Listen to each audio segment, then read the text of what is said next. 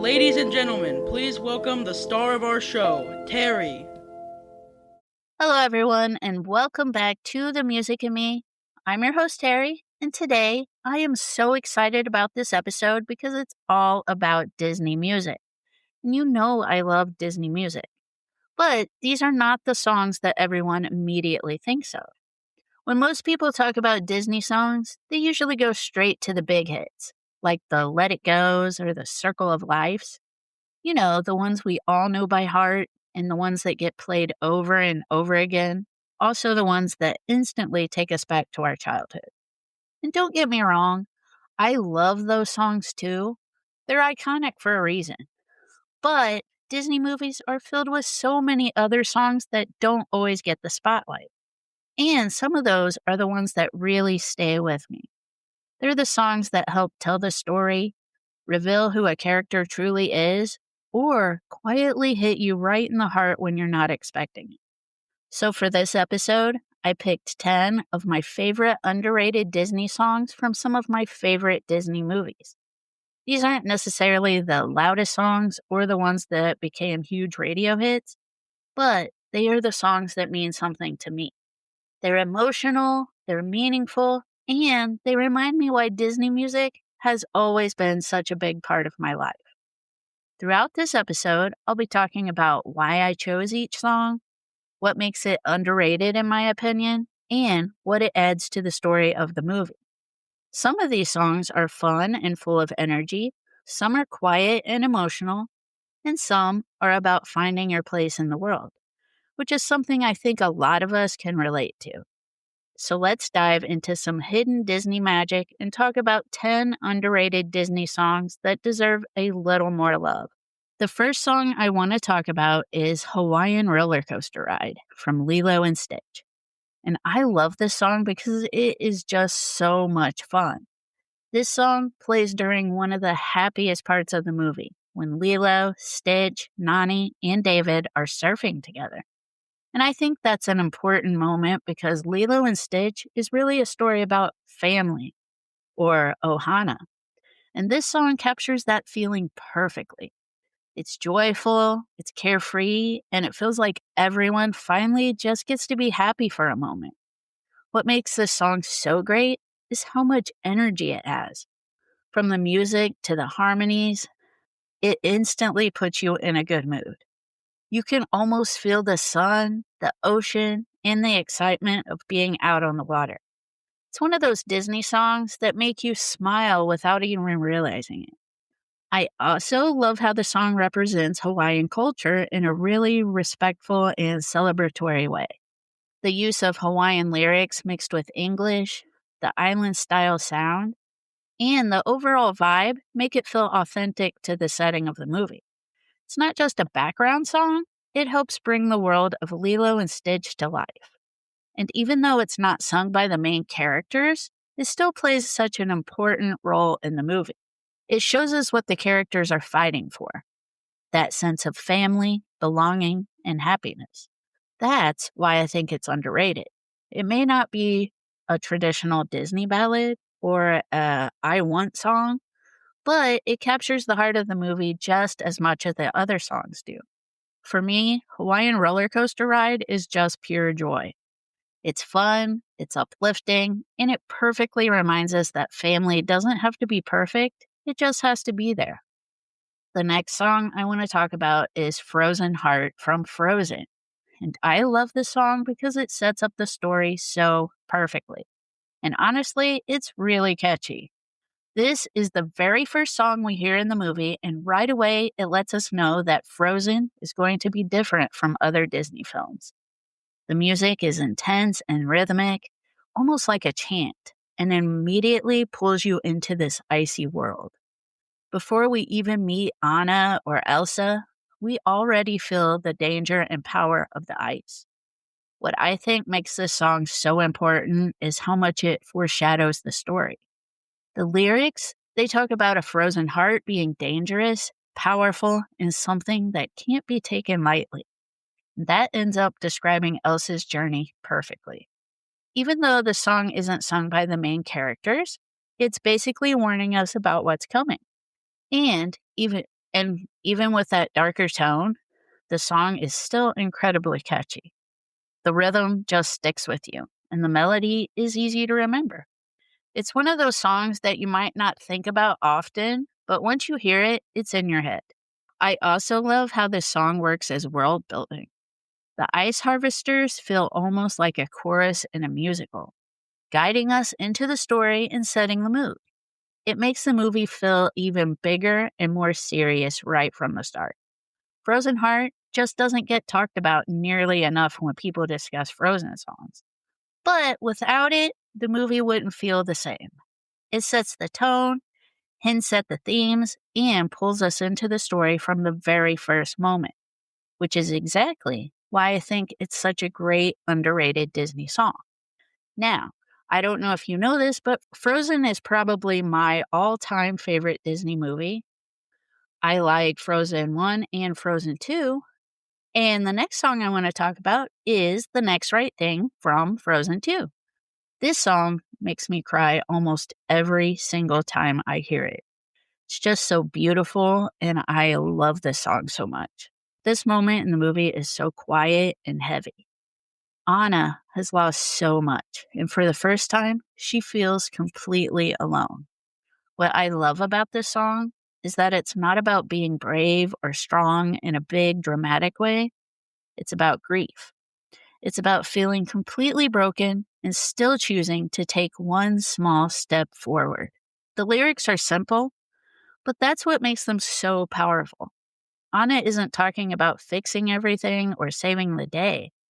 She's just trying to survive the moment she's in. And I think that's something so many people can relate to. That feeling of not knowing how things will get better, but knowing you have to keep going anyway. So every time I hear this song, it feels incredibly real.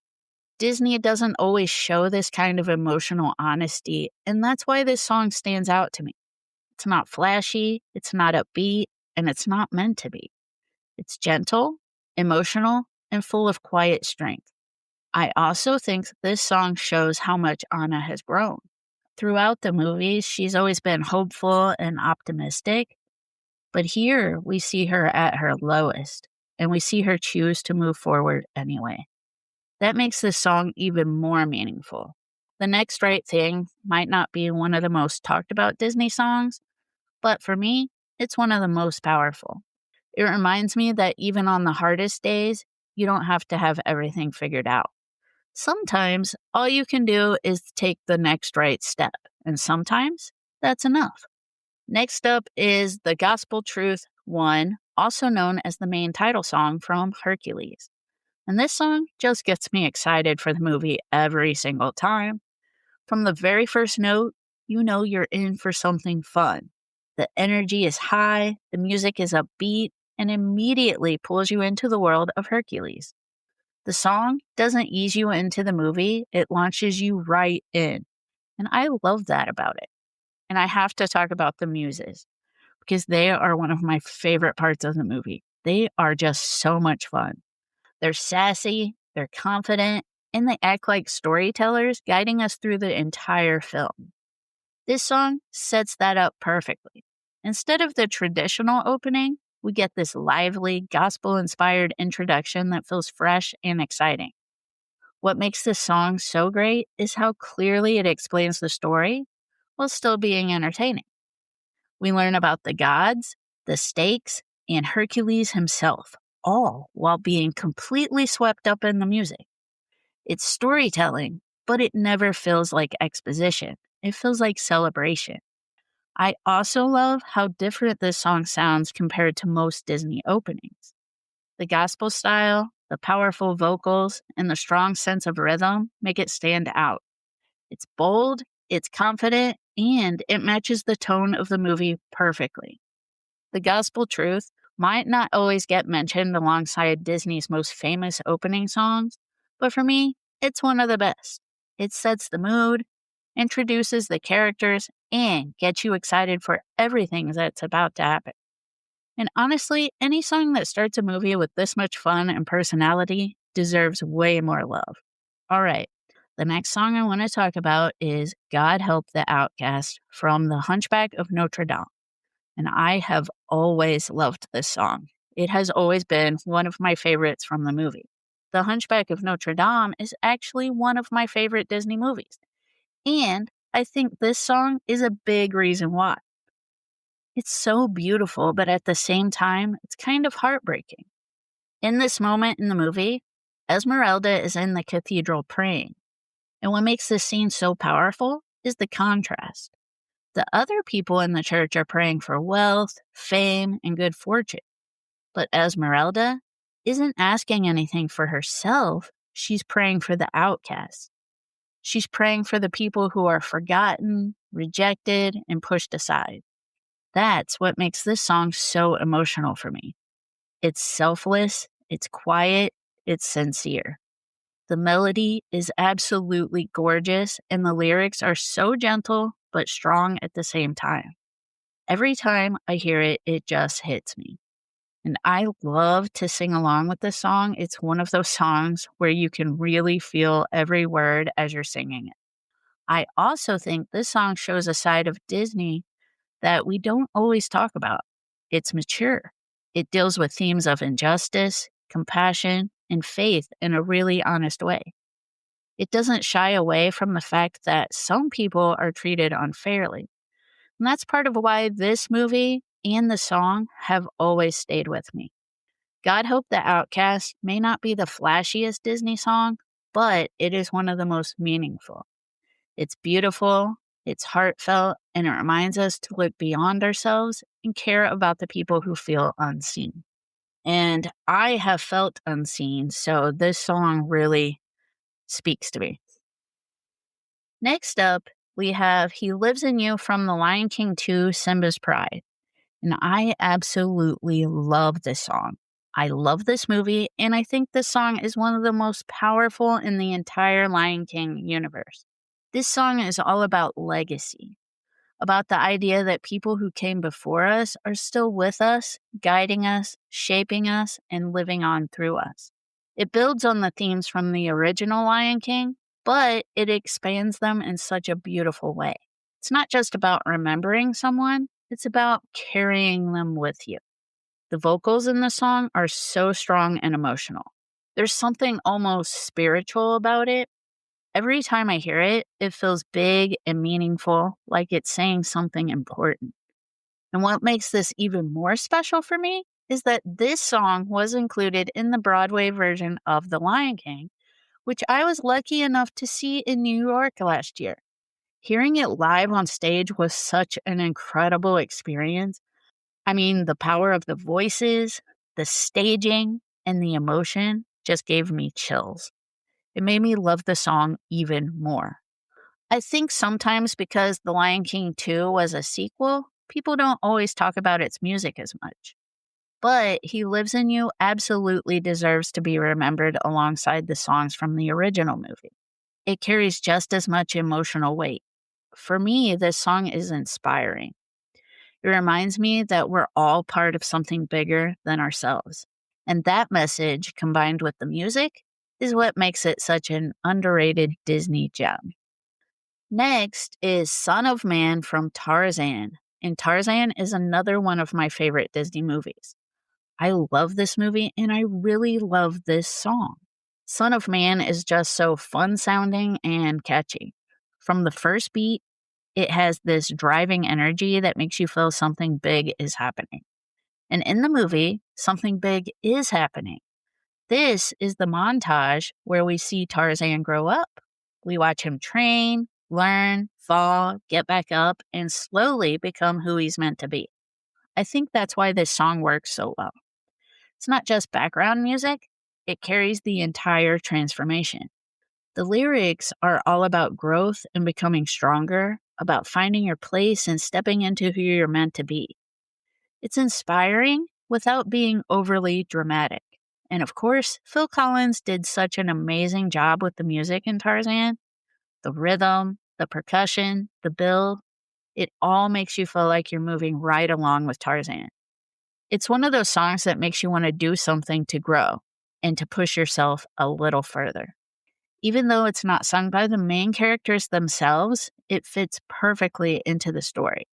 It shows us time passing, but it also shows an emotional growth. By the end of the song, Tarzan isn't the little kid trying to keep up anymore.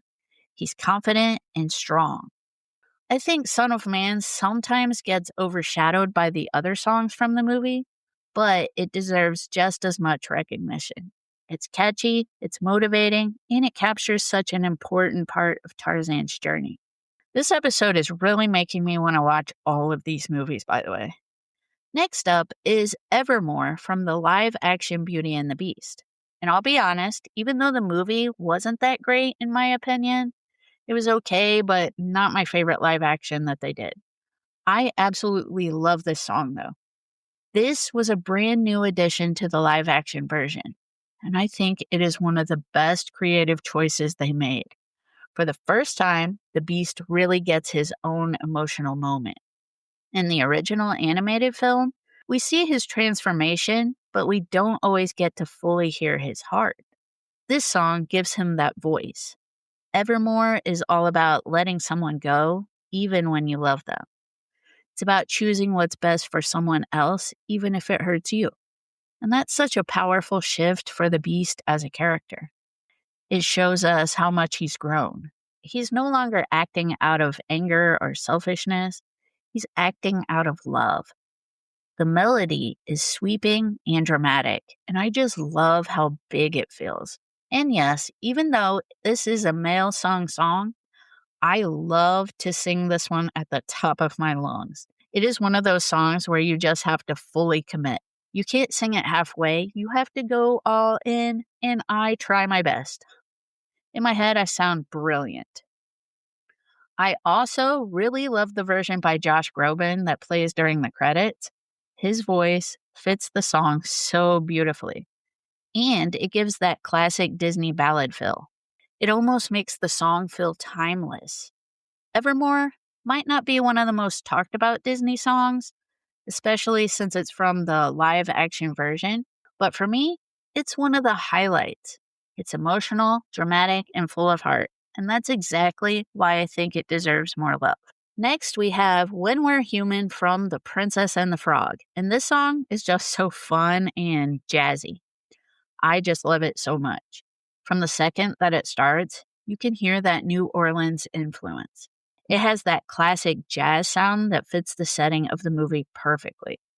It feels lively, colorful, and full of personality, just like the city itself. What I really love about this song is that it gives each character a moment to dream. Even though they're stuck as frogs, they're imagining what life will be like when they're human again. And each of their dreams says something about who they are. Tiana is still focused on her restaurant and her goals. Naveen is thinking about enjoying life and having fun. And then you have Lewis, who just wants to play jazz with the big boys. It's such a fun way to show their personalities while keeping the energy high. This song also comes at a point in the movie where the characters are starting to connect more. There's tension, there's humor, there's a little bit of chaos, but underneath it all, there's heart. And I think that's what makes this song so great. It's not just a fun filler song, it moves the story forward while letting us enjoy the moment. And honestly, it's one of those songs that just makes you smile. It makes you want to clap along, and it makes you want to sing. It has that joyful, jazzy rhythm that just sticks with you. When We're Human sometimes gets overshadowed by songs like Almost There, which is my favorite song from The Princess and the Frog, or Friends on the Other Side. But it absolutely deserves its moment. It's lively, it's charming, and it captures the spirit of The Princess and the Frog so beautifully. I love The Princess and the Frog. It took me a long time to watch it. I remember watching it when my niece was young, but I don't think I was paying attention. But when I did my villains episode, I watched the movie just so I could see Friends on the Other Side, and I loved it. I mean, I love jazz music. Speaking of which, I am going to do a jazz episode coming up soon. I don't know exactly when, but I want to talk about jazz. Anyway, the last songs I want to talk about are One Jump Ahead and its reprise from Aladdin. And this has always been one of my favorite songs from the movie. From the very beginning, One Jump Ahead is pure energy. It's fast, it's clever, and it immediately introduces us to who Aladdin is. He's quick, he's resourceful, and he's always thinking on his feet. The pacing of the song matches his personality perfectly, and it almost feels like you're running through the marketplace right along with him. What I love about this song is that it is fun on the surface, but it also tells us something deeper. Aladdin isn't just a charming street rat. He's someone who's had to survive. The lyrics hint at his struggle even while the music keeps things upbeat and exciting. And then there's the reprise. And this is where it really becomes one of my favorites. The energy drops, everything slows down, and we get this quiet, vulnerable moment. Aladdin admits that he steals because he has to eat. We see the loneliness behind the confidence. That short reprise adds so much emotional depth to his character. And I was lucky enough to see these songs performed live on Broadway in New York last year, and it was amazing. Seeing One Jump Ahead staged live with all the choreography and movement was incredible. It was just like watching a movie. And then hearing the reprise on stage with the softer emotional shift made it even more powerful. And it made me cry because then it goes into Proud of Your Boy, which, ooh, that song. It reminded me why I've always loved this song so much.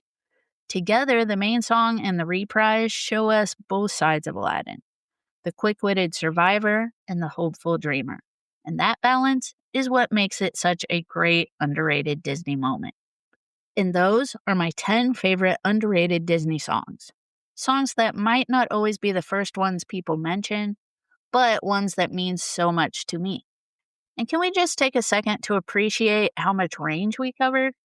We went from surfing in Hawaii to ice harvesters chanting in the snow, to gospel muses telling us the gospel truth, to heartbreak in a cathedral, to Broadway-level power ballads, to jazz-loving frogs, to running through Agrabah trying not to get caught.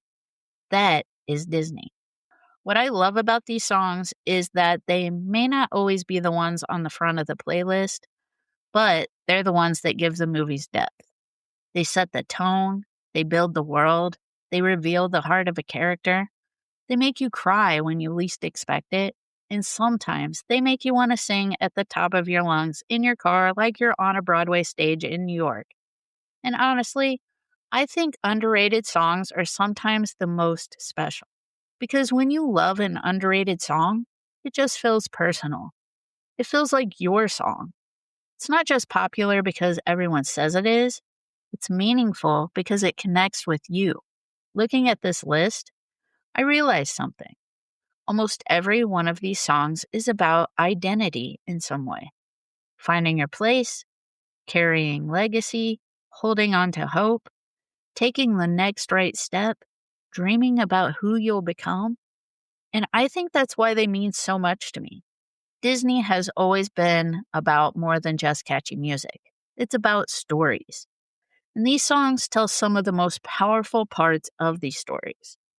I want to thank you so much for listening to this episode. Talking about Disney music will never get old for me. And I'm so glad I get to share it with all of you. Until next time, keep listening, keep singing.